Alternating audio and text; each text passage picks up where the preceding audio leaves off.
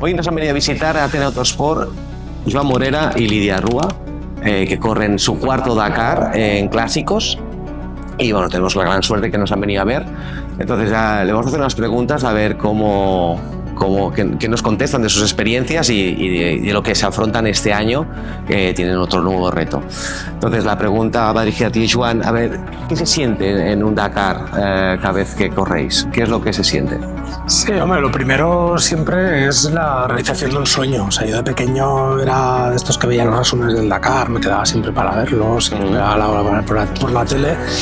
Y jamás hubiese pensado correr uno, ¿no? Entonces, un sueño cumplido. Sí, un sueño cumplido. Sobre todo el primero, ahora ya vas a otras cosas, ¿no? Pero el primero llegaba ahí y era... Yo recuerdo, se iba todo el mundo a dormir, que es una cosa muy importante, era dormir pronto, porque salimos muy pronto cada día, y yo me quedaba hasta las 12, la 1, las 2, viendo cómo trabajan los mecánicos, hablando con los mecánicos que hacéis, no sé qué. Entonces, al final estás como viendo tu sueño. Eso es una gran experiencia. Sí, una gran experiencia para los amantes del motor, que nos gusta esto, pues... A mí me encantaría correrlo, pero sí, claro, es tener el tiempo, el presupuesto, etcétera. Sí, sí. De hecho, yo siempre digo que 5 años antes o 3 años antes de correrlo hubiese ido ahí de ayudante a, yo qué sé, a poner cafés, a limpiar los coches, a soplarlos cuando llegan, a lo que hiciese falta, porque vamos, solo estar ahí ya me parece la hostia. Muy bien. Joan, ¿y el primer Dakar con qué coche corristeis? Sí, pues el primer Dakar teníamos un reto especial, queríamos darle mucha difusión porque trabajamos con una ONG, Bicicletas Sin Fronteras, y queríamos recaudar dinero para ellos, de todos los sponsors, todo lo que recogimos se lo dimos a ellos, y para llamar la atención se me ocurrió hacerlo en un Panda. Estuve investigando, nosotros teníamos uno, 14 pandas habían intentado acabar un Dakar y ninguno había acabado. Entonces dije, hostia, pues a lo mejor es un reto chulo, preparamos un Panda muy bien, con un preparador italiano que los hace muy bien. Creo que podemos decir que tenemos quizás el mejor Panda que hay en el mundo. O sea, tenemos un Panda que es espectacular. O sea, todo, hasta el último tornillo está mejorado del coche original.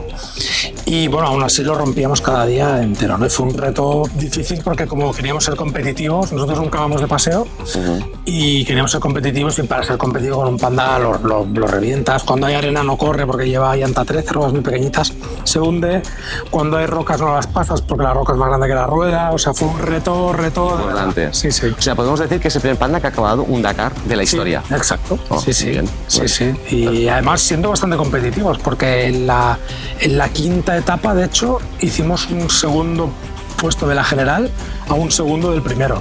Que de hecho el primero nos dijo, te lo juro, que si llego a saber que estáis ahí, freno para que ganéis vosotros la etapa porque tenéis un mérito de la hostia, ¿no? Porque realmente con un Panda es verdad que era una etapa que era todo a favor, caminos de tierra, pistas muy rápidas, el Panda es rápido, es ágil, es un coche que es fácil de llevar y nos venía todo muy a favor para ganarle. Nos faltó ese segundo, pero bueno, un segundo puesto en una etapa del Dakar con un Panda ya me parece, vamos, o sea, insoñable antes. Sí. Este año, Joan, corréis con el equipo Moma Racing. ¿Qué coche corréis este año? Pues mira, a mí me gusta correr cada año con un coche. El primer año fuimos con un Panda, pues reto, aventura. Nos fue muy bien porque era tan difícil que aprendimos mucho. El año siguiente fuimos con un Toyota. Son como los coches más fiables para el Dakar Classic, los que más hay, los más probados, los más fuertes. Llevan eje rígido, son muy duros. Y aprendimos tanto el primer año que el segundo año conseguimos ganar. No estábamos sin ninguna quiniela porque éramos los frikis del Panda. Y conseguimos ganar. Y todo el mundo decía, bueno, pues el año que viene repites. Digo, sí, pero repito con un reto, ¿no? Y para mí el reto, que yo siempre he sido muy seguidor del Dakar, y el coche que más me había gustado eran los Porsche 959 que ganaron en el 86, que quedó en primero y segundo. Y entonces decidí hacer una réplica con una base de 964 carrera 4, hacer una réplica de un 959 de los de la época. Por fuera es igual, la mecánica es distinta porque aquellos llevaban motor como el del 993 turbo. Pero bueno, con 2 turbos, entiendo. Sí, turbo. Lo hemos hecho parecido pero atmosférico con el motor del 964 para no comprometer fiabilidad. Y el año pasado pues fuimos sin probar. De hecho acabamos el coche allí, en el campamento, antes de la próloga acabando, y tuvimos muchos problemas de temperatura, problemas eléctricos. Al principio fuimos bien, ganamos la próloga. De las 10 primeras especiales ganamos 9, todas menos una que se nos estropeó el coche, se nos quedó parado y ahí ya perdimos mucho en el Dakar. De darte un día parado por avería, por rotura, por tal, perder 1 hora luego cuesta mucho recuperarla. Perder 3 ya te quedas fuera de estas primeras posiciones. Y tuvimos tantos problemas de fiabilidad que yo para este año tenía el proyecto de ir en camión, quería hacer un Dakar Classic en camión, pero dijimos, oye, vamos a rehacer el coche, a hacerlo bien, a quitar todos estos fallos que vimos, a llevar a cabo las mejoras que después de 14 días de Dakar tienes muchísima información para mejorar el coche. O sea, vais a correr un Dakar que también te quitas una espina. Sí. Para quitarte esta espina de poder acabar ese Dakar. O sea, poder acabar, de no ir a 70 grados dentro del coche, como es el año pasado. Que era... O sea, las mejoras principales que habéis hecho para este año. Sí, lo primero que hemos hecho es un refuerzo bestial del chasis, porque llevamos un chasis con 4 refuerzos, 4 cartelas, 4 tubos, y ahí nos sirve esto. El coche estaba totalmente doblado, de hecho llegó que el preparador no entendía cómo se aguantaba, porque estaba rajado de arriba abajo, entero, desde adelante hasta atrás, como si lo hubiesen rajado con una radial. Además era muy recto, y dices, coño, qué raro. Y se había rajado entero el coche y se aguantaba porque la propia jaula, el arco de seguridad, hacía de chasis, y entonces le hemos hecho un refuerzo bestial de chasis. Hemos pasado toda la parte, que esto era una cosa que quería hacer ya el primer año, toda la parte de refrigeración, radiador de aceite atrás para no tener calor delante y poder reforzar la parte de delante. Hemos quitado el depósito de delante, que era bastante peligroso, porque hay muchas dunas que pican de morro, que caes en vertical y no caes sobre arena, porque hay duna que cae como sobre duro. Es como un camino duro y hay una duna y caes picado, lo rompíamos y el radiador de aceite se nos iba acercando al depósito y llegó a estar a 1 centímetro, que es muy peligroso. Entonces hemos puesto un depósito detrás de los asientos, como llevaba el coche original, un depósito FIA bien protegido.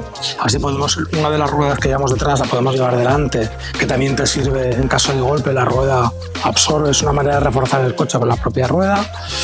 Hemos cambiado ventanas, hemos puesto aire acondicionado. Hombre, esto... aire acondicionado. Sí, hemos puesto aire acondicionado. Un Dakar habéis tenido, creo yo. Pero sí. En el Toyota, en el Panda. Sí.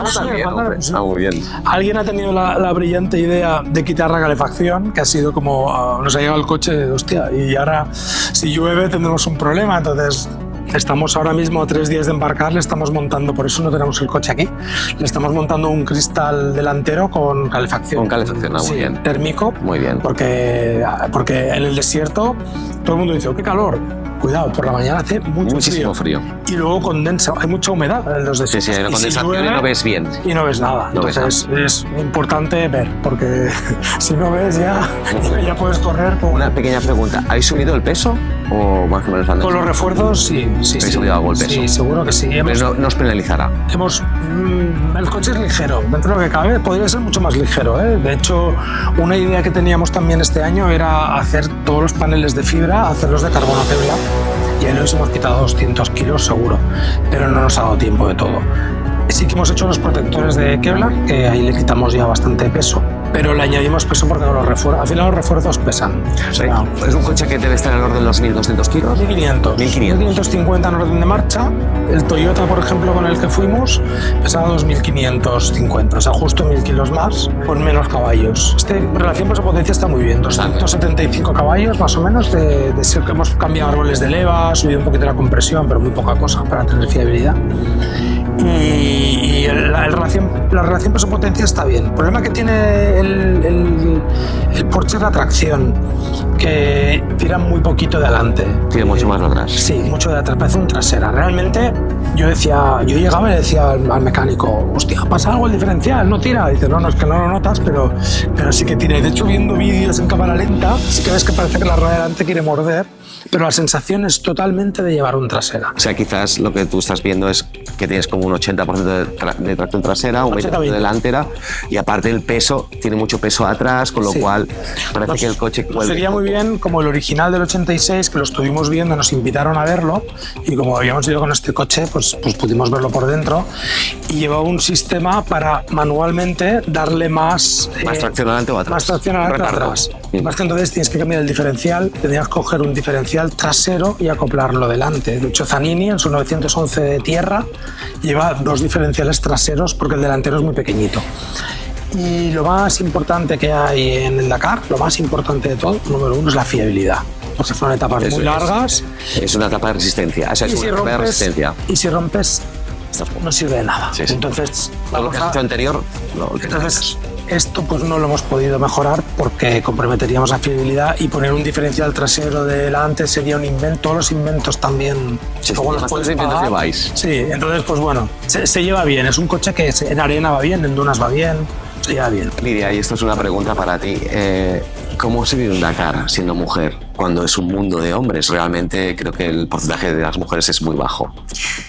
Bueno, el primer año fue como una experiencia, bueno, aterrizas allí y piensas, bueno, a ver qué me voy a encontrar, ¿no? Y realmente sí que te das cuenta que mayoritariamente pues son todo hombres que te miran raro, ¿no? Porque al final, ¿no? Es como estás ahí dentro y además, pues bueno, apareces pues bien peinada.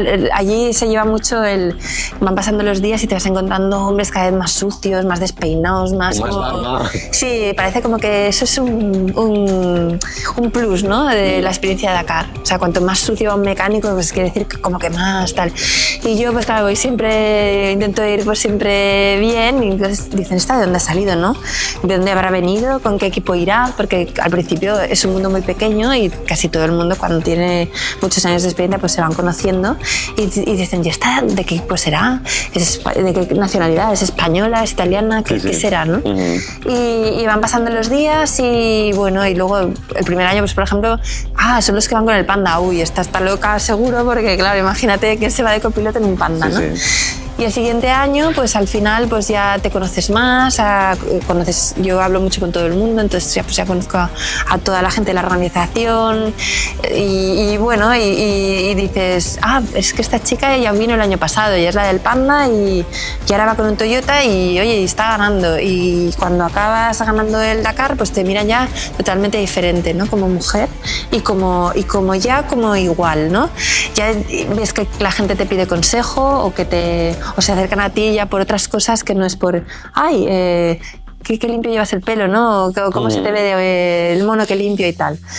Y como mujer, pues al final tienes el campamento del Dakar está dividido en hombres y mujeres. Sobre todo estamos hablando, yo los Dakares que he corrido los he corrido siempre en Arabia Saudí. Y Arabia Saudí es un mundo para la mujer complejo, correcto, cuanto menos. O sea, entonces todo está muy separado. Duchas de mujeres, duchas de hombres y entonces te miran pues raro, ¿no? Al final es como que encaja raro. Pero es verdad que año tras año la presencia de las mujeres pues va incrementándose. El primer año había muy poquitas y este año yo creo que somos un poquito más. Que al final, pues bueno, el año pasado ganó Cristina, también es como que te da un poco más de... Porque tú has sido una de las primeras mujeres que has ganado un Dakar absoluto, ¿no? Aunque se fuera en clásicos, pero de las pocas mujeres que han ganado un Dakar. Sí, al final la categoría, o sea, el Dakar Clásico es una de las categorías del Dakar y sí, para mí ha sido todo un honor haber podido ganar, sobre todo con la poca experiencia, ¿no? Una vez has ganado, te has llevado un Touareg a casa, pues no te miran igual, ya es como es diferente. Y la gran pregunta que te tengo que hacer, porque esa sí que creo que es digna de admirar por tu parte, ¿cómo has podido, sin hacer ningún Dakar, cuando empezaste con el Panda, a poder darle órdenes al piloto para poder navegar? O sea, ¿cómo has podido aprender eso? Porque debe ser súper difícil. Tienes que aprender muy rápido, sobre todo porque a mí Juan me escribió en el Dakar sin decirme nada. Está bien. Y me comentó que íbamos a hacer un Dakar juntos en agosto en una cena con amigos cuando nos íbamos en diciembre al Dakar. Entonces, claro, No podías decir que no, yo tenía el coche y lo tenía todo. Bueno, yo al final, cuando tienes hábitos de estudio, al final pues yo soy ingeniera y hice arquitectura también, entonces al final tienes dos carreras, tienes hábito de estudio y dices, bueno, pues me lo miraré y hice un curso, me apuntó para saber cómo iba. Nosotros llevamos unas tablets para controlar pues, la posición, los grados de la brújula, todo esto, el tiempo. Y entonces, pues bueno, tienes que aprender muy rápido y ponerte las pilas porque al final, o sea, cuando sales, lo das todo ahí, o sea, un fallo te deja atrás, entonces es como que no puedes tener fallos, y más yendo con él, o sea, te imaginas la tensión, o sea, como te equivoques, si vas a una cena y vas a cenar y no sabes el camino, hay tensión entre la pareja a veces, hostia, te he dicho que era por aquí, llegamos 5 minutos tarde. Es típico. Aquí estamos hablando de no perder tu segundo, entonces al final es como tienes que ir por el camino correcto, en tu segundo correcto, y esto dura 12 horas cada día. Y entonces, claro, tu nivel de atención no puede bajar nunca ni un segundo. Entonces, pues la responsabilidad mucha. Tanto cuando ibas con el Panda, que no tienes nada a perder teóricamente, ¿no? Como cuando iba con el Toyota, que fuimos primeros desde la segunda etapa hasta el fin, pues la presión es mucha, porque al final un fallo tuyo te deja fuera y al final somos equipo. Entonces, bueno, pues al final es más el sueño suyo que el mío, pero si yo fallo, él pierde también. Entonces, bueno, pues es una responsabilidad muy grande. Suerte que Joan es una persona que se lo toma todo con mucha tranquilidad, porque realmente si tú eres, ya porque me estás diciendo como un poco que vas viendo aquello que no sé si llegaré, Joan se lo toma con calma y supongo yo que te dará como un poco más de paz. Entiendo porque depende si no, de la ves saltar situación, chispas dentro del vehículo. depende de la situación, depende del día y en el momento. O sea, si él se equivoca no pasa nada, si yo me equivoco es como céntrate, ¿sabes? Al final, claro, todo pasa muy rápido. Dentro del coche todo pasa muy rápido. El primer año queríamos poner una cámara, lo teníamos súper claro. Ostras, sí, hacíamos un seguimiento para la vanguardia del día a día, la cara B del Dakar se llamaba, en el que explicábamos pues cosas que no se ven, ¿no? Pues cosas como cómo es el campamento, qué comes, dónde te cambias, cómo duermen y estas cosas que la gente no ve y que al final solo lo puedes vivir estando allí. Pero claro, decíamos, ostras, es súper importante que nos vean dentro del coche. Y por suerte no pusimos cámara porque quizá nos quitaban la custodia de los niños, porque al final, claro, con la tensión acabas diciéndote cosas muy fuertes que quizás no tendrías que decir, pero que te salen en ese momento, y con la confianza pues aún es peor. Y los dos tenemos un carácter fuerte, entonces bueno, pues hay que lidiar, o sea, al final todo lo que pasa en el coche se queda en el coche, y mejor que cuando te bajas del coche ya quede todo allí y pases a otro tema diferente. ¿Cuál es la peor experiencia que has tenido en el Dakar? ¿O cuáles? Bueno, sin duda sí que son varias, pero yo la que recuerdo peor, bueno, ahora os parecerá mentira, pero en Arabia Saudí y en medio del desierto llueve mucho. Y cuando llueve, o sea, no llueve en muchas ocasiones, es torrencial, pero cuando llueve el terreno no filtra. Entonces, claro, la experiencia, o sea, el terreno cambia totalmente. Y esto que pasa como en los dibujos animados, que tú ves un río que empieza a llover y empieza a subir el nivel y piensas que es de mentira, pues esto realmente pasa allí. El año pasado, en la tercera etapa, nosotros íbamos primeros en la clasificación general. Y bueno, y salió un día pues de estos que llueve y llueve y no para y te empiezan a caer rayos a un lado y a otro. Llegas al sitio en el que empieza la etapa y oye, parece que vamos a salir. Bueno, puede volar el helicóptero y lo fundamental allí es si puede volar el helicóptero. La seguridad. Porque si no puede volar, el médico no puede asistir en caso de accidente y no se hace. Pero llegó un momento que la tormenta eléctrica paró, solo era agua y decimos, bueno, salimos. Y salimos. Y bueno, pues claro, estás súper contento porque vas primero, pero de repente llega un momento en el que hay una curva y tal, el coche se va y nos llevó contra una roca y rajamos las dos ruedas del lado derecho de golpe. Entonces, claro, dices, ostras, ya está fatal, ¿no? Bueno, las cambiamos, seguimos la etapa y tal, continuamos, acabamos ese tramo, pues con la penalización de ese tramo, que era mucha, y ya pues para nosotros era perder el Dakar, o sea, directamente.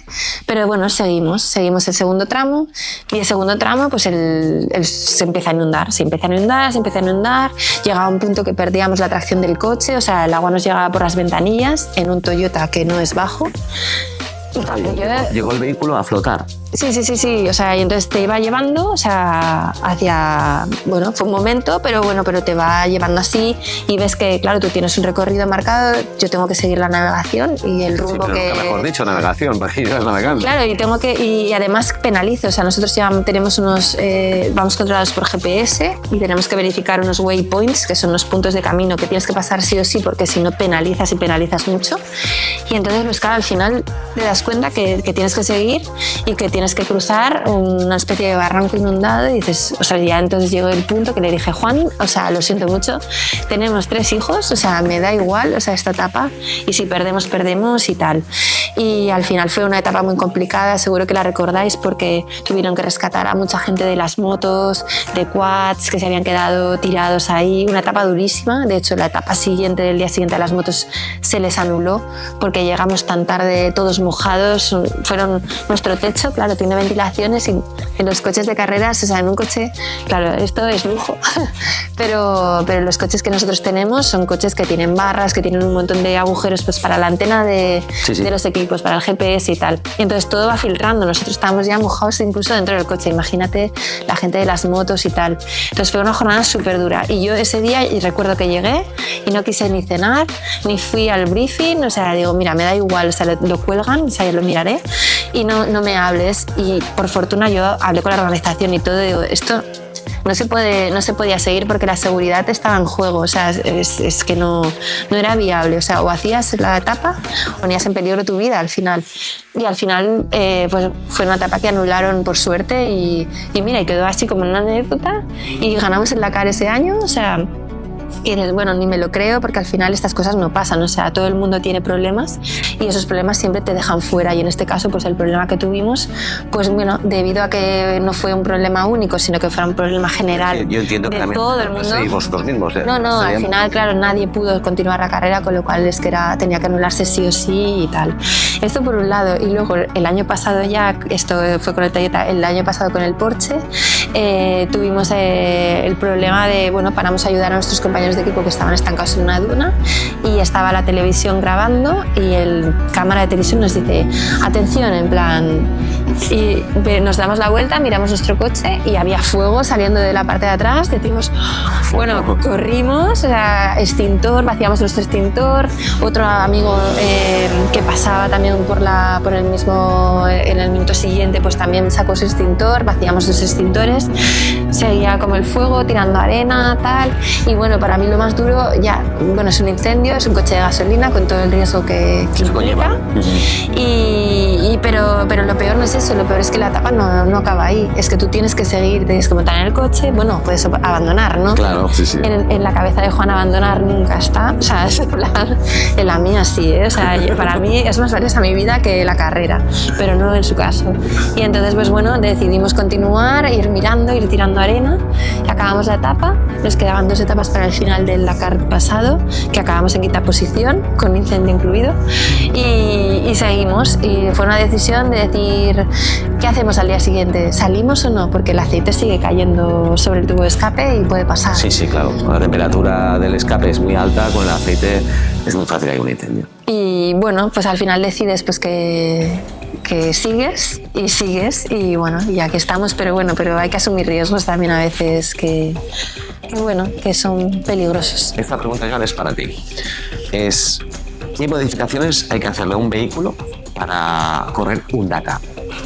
Bueno, en nuestro caso te hablaré del Dakar Classic, que es el Dakar más nosotros. El Dakar Classic de entrada tiene una norma que es muy importante, que es la primera norma que te encuentras, que es que el vehículo que tú quieres usar tiene que haber corrido el Dakar en su época. Es decir, son vehículos elegibles del año 2000 hacia atrás. Este año han subido a 2005, pero hasta ahora el 2000 hacia atrás. Y no sirve cualquier modelo, tiene que ser un vehículo que haya corrido previamente. Cuando tú escojas el vehículo con el que quieres correr, tienes que comunicarlo a la organización, que hay 2 personas que tienen que darte su aprobación. Por ejemplo, nosotros queríamos correr con uno de los coches que más me fascinan del Dakar, es un Rolls Royce que corrió en el año 79. Cierto. En realidad es un Toyota, es un chasis de Toyota con una carrocería de fibra de Rolls Royce y el interior del Rolls Royce de madera y tal, que me parece espectacular. Entonces yo quería hacer una réplica de este coche, pero hice la consulta a la organización y me dijeron no puedes porque han comprado el original en una subasta y lo están restaurando para correr el Dakar. Entonces si viene el original no tiene sentido hacer una réplica o un homenaje, ¿no? Entonces dije, oye, pues bien, entonces siempre tiene que ser eso. Y luego a partir de ahí ya lo que tienes que hacer una vez eliges un vehículo, pues lo que tienes que hacer es lo más importante. Mucha gente al principio cuando empiezan con estas cosas se fijan mucho en los caballos y es lo que menos importancia tiene. Entiendo que lo que os manda ahí es la Federación Internacional de Automovilismo. Sí, la FIA. ¿no? Sí. Hay unas, en el Classic son más laxos, hay partes que puedes no cumplir FIA, la jaula sí que tiene que cumplir FIA. O sea, elementos de seguridad 100%. Famoso anexo J, cinturones FIA y con la fecha de caducidad, o sea que no estén caducados, los buckets FIA que estén en fecha también, o sea, esto ropa interior, cascos. Ropa interior, cascos, sí. Nosotros cada día antes de salir vienen 2 comisarios que miran y a lo mejor te dicen bájate el mono y enseña aquí, o súbete aquí el pantalón y enséñame si llevamos como unos pantalones, una ropa interior larga que va hasta abajo. Te pueden pedir todo, ¿no? Entonces esto sí que lo miran mucho. Y luego lo que te decía, el coche, para mí lo más importante es la suspensión. O sea, la jaula es la que es, porque tiene que cumplir FIA.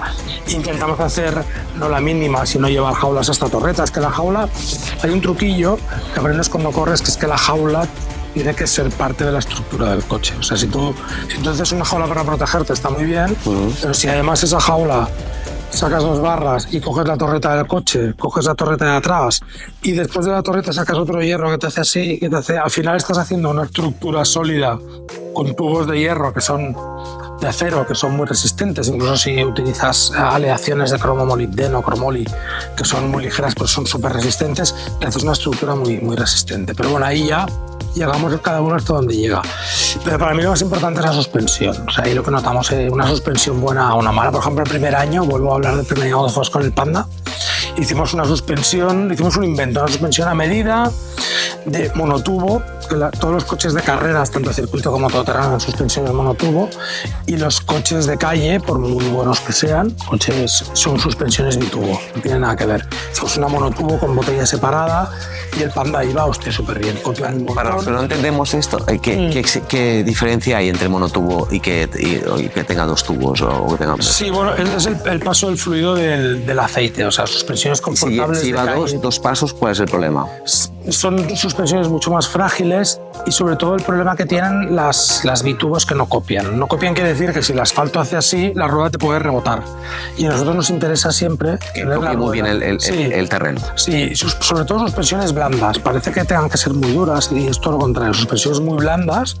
Lo importante cuando corres en todoterreno es que siempre las ruedas estén tocando. Cuando una rueda no toca, no tracciona, no giras, no frenas, entonces siempre lo que se busca es esto. O sea, lo que podemos decir en el Dakar, lo que es súper importante, es la fiabilidad. Sí, y que sean muy gordas, muy fiables. La fiabilidad. De hecho, nuestras suspensiones llevan un vástago de 12 milímetros y partimos una con el Panda. Y la evolución que hicieron, le pusieron de 12, pasaron a 24 milímetros de vástago. O sea, un gordo que no lo lleva ningún coche de calle, por bueno que sea. O sea, ningún Porsche de calle te sale con un vástago de 24 milímetros.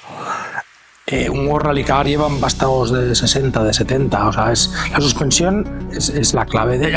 Hasta el punto que nosotros partimos un amortiguador, pusimos unos que damos de repuesto, que es las mejores suspensiones que se venden para Panda en serie, no hechas a medida, y se nos acabó el Dakar. O sea, nosotros de ser competitivos, de estar arriba, de hacer un segundo puesto en una etapa, un quinto, en especiales quedar tercero, cuarto, décimos igual, a quedar el 60, el 70, porque de 136 que íbamos, el 80, porque cambiamos de suspensión y se nos acabó el Dakar. Era imposible correr, porque el coche no se aguanta en el sitio, va saltando y no puedes. Entonces para mí es lo más importante. Y luego frenos no hacemos grandes cosas, porque en el Dakar, en Arabia, es todo muy abierto, se frena poco, no los calientas, no necesitas grandes frenos. Y luego potencia, buscamos siempre la máxima potencia, pero sobre todo con la máxima fiabilidad. Nunca hacemos nada. De hecho, nuestro Panda llegamos a sacarle 109 caballos y luego lo dejamos en 98, 99, porque esos 10 caballos de más ya nos hacían que, hostia, a ver si se va a romper no sé qué. ¿Y con el Porsche que corréis este año, qué caballaje calculas que...? De serie 1.64 da 250 caballos, aunque es mentira, porque Porsche son muy modestos y los coches realmente dan más. Un 964 con el motor recién hecho puede dar 262 o así.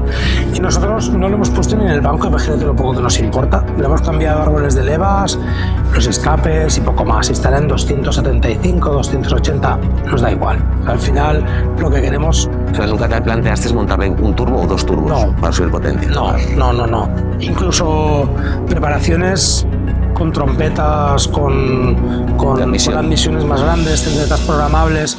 Es relativamente fácil sacar 350 caballos a un motor de 964, un 3.6 de Porsche, y subiéndolo a 3.8, pistones forjados, 350. Pero penalizas en fiabilidad. Pero es fiabilidad. Al final, hostia, tenemos que son muy largas las etapas.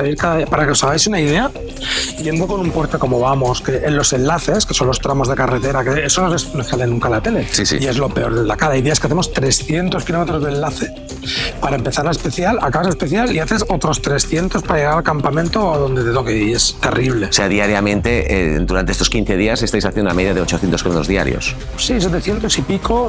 Y hemos llegado a hacer 1050. Y algún día tienes la suerte de etapas que son en bucle, que tienes muy poco enlace, y luego vuelves y casi acabas en el campamento que haces muy poco enlace, y a lo mejor son etapas de 350. De lo que es especial, de competición, 350 kilómetros, 400, 325, más o menos por ahí. Y entiendo que también, basándonos en este comentario que hacemos, entiendo que también la modificación importante de un vehículo para correr el Dakar es que tenga un depósito adaptado para estos... Sí, ellos te piden una autonomía mínima de 300 kilómetros, porque si en teoría no haces 300 kilómetros seguidos sin que haya un reportaje. Pero este año hubo una de 380 y como vayas con tus 300 en la cabeza, nuestro compañero de equipo que lleva el mismo coche que nosotros se quedó tirado antes de llegar, le faltaron bastantes kilómetros. Yo tengo la suerte que como estoy acostumbrado a correr en circuito, también carreras de resistencia y tal, estoy acostumbrado a tener la mente del ahorro de gasolina y tiro mucho de marcha larga. Entonces a veces con mucha gente comentamos, oye, no, pues aquí puse segunda y yo tercera. No, aquí iba en tercera, pues yo suelo ir en cuarta. Entonces ahorras combustible. Y el año pasado que íbamos con un depósito de 993 de serie, 85 litros, sufrimos, en una sobre todo sufrimos mucho. Y este año, como hemos hecho el depósito Fieta, ya le hemos puesto 130, que ahí deberíamos ir muy bien. Lo único que también se puede pegar un poco en el peso. El peso. Pero ahora lo llevamos detrás de los asientos, que como sabes, el motor central, peso central, o sea, todo el peso que pongas detrás de los asientos, es, además abajo, porque la gasolina pesa abajo, es una maravilla. Y yo creo que ahí nos va a ir muy bien. Actualmente también mucha gente tiene la confusión de 130 litros, 130 kilos, y no es verdad porque la gasolina de densidad es 0,60 y pico y al final llevas menos de 100 kilos, que tampoco es muchísimo. Pero sí que hay que vigilar muy bien cómo repartes el peso. El peso es muy importante, precisamente por lo que decía al principio, por la suspensión. O sea, va totalmente ligado. Una suspensión muy buena, si la cargas mucho, al final no trabajará bien. Entonces hay que buscar el mínimo peso posible. El equilibrio entre los cuatro, sí, ¿no? Entre los cuatro neumáticos con las suspensiones. Sí. Y sobre todo, siempre fiabilidad. Lo que te decía antes en los enlaces, para que os hagáis una idea, nosotros en el enlace te dan un tiempo y yo siempre calculo, oye, 4 horas, ¿qué hay? 300 kilómetros. A 90 llegamos perfecto y vamos a 90. No vamos ni a 120, ni a 130, ni a 150, nunca. Vamos lo mínimo que puedas ir para respetar el coche, temperaturas, aceites, todo. Y vamos sobrados, porque con el Porsche, joder, para hacer un enlace no tienes ningún problema. Entonces la gente dice, joder, vais parados. Digo, sí. No, tenemos un compañero que va muy bien y rompió un Nissan Patrol, lo rompió en un enlace. Rompió la culata y al día siguiente no puedo salir. Entonces, muy importante, cuando no tengas que correr, no corras. O sea, es súper importante.